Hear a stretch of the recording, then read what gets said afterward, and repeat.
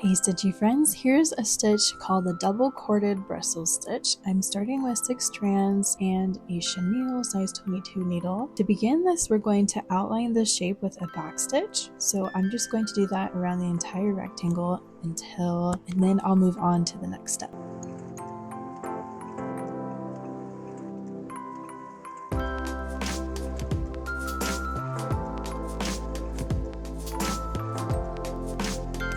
Now bringing my needle up through the hole of the first back stitch on the left side of the rectangle, then I'm going to bring the needle underneath the second back stitch over the top to create the first buttonhole loop. Then I'll do that again to create another buttonhole loop, and each time I'm going to do that twice. So coming down through the top back stitch and over top you're working through it.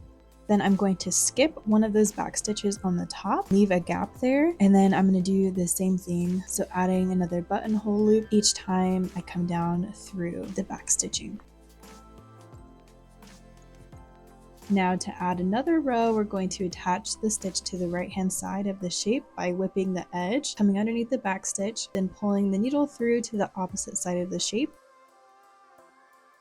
and whipping down the left hand edge to bring the needle just below that first row. Now we're going to repeat that initial step and fill in the gaps left from our first row. And I'm just doing the same thing with these by making a double buttonhole loop.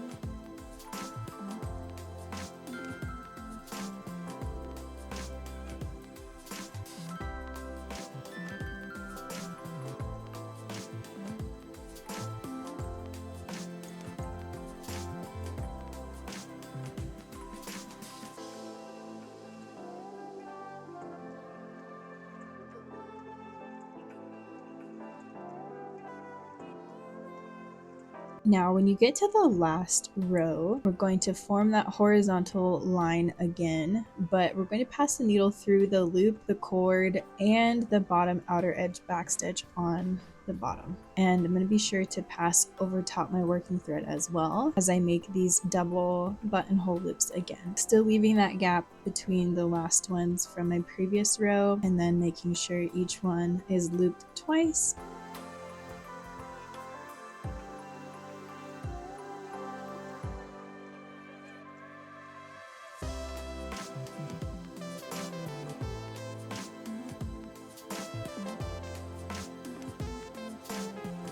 To finish the stitch, I'm going to bring the last buttonhole stitch down through the fabric on the right side and tie it off at the back.